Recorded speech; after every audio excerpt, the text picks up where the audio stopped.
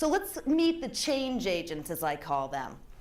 First of all, the first user-generated media, whether it's Twitter, whether it's FriendFeed, TypePad, WordPress, this is the first time that it's as easy as me, as a little consultant in front of you, to go ahead and fire up a blog and to be able to reach people in Boise, in Bangkok, in Boulder, as it is for me to reach people next door.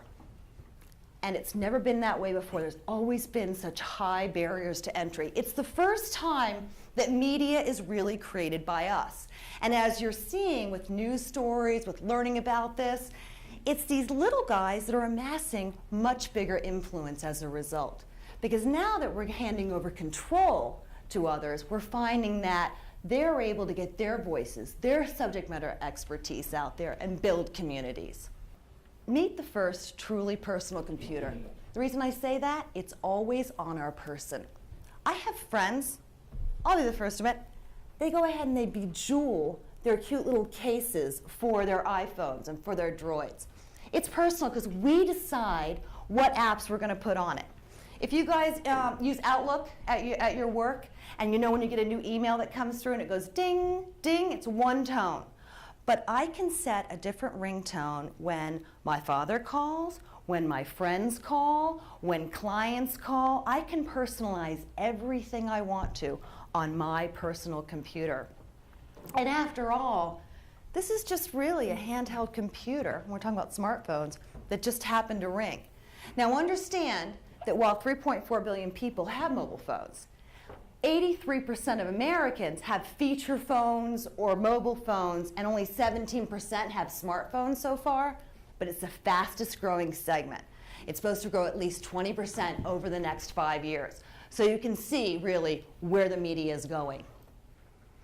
Also, meet the share economy. I call it the share economy because now, because people can use these media, and because it's so easy to access these media all the time, and they keep reinforcing and building on one another, it's through their sharing of ideas that inspire new ideas, recommendations, likes, and dislikes. Think about this as a company. It used to be that your customer would call your company, hit 1 for sales, and they wanted to ask about your product. What's the warranty? How great is it really? What are the features? And of course, that salesperson has a job, and he or she needs to say, of course it's great, and go down the litany of benefits. Now, that same customer just goes on Twitter, I've done it myself, finds another professional, whether that purchase is for $450 or $450 million, and finds out the real deal on that product. So now is the true time with all these great new technology. It doesn't matter how good your marketing is.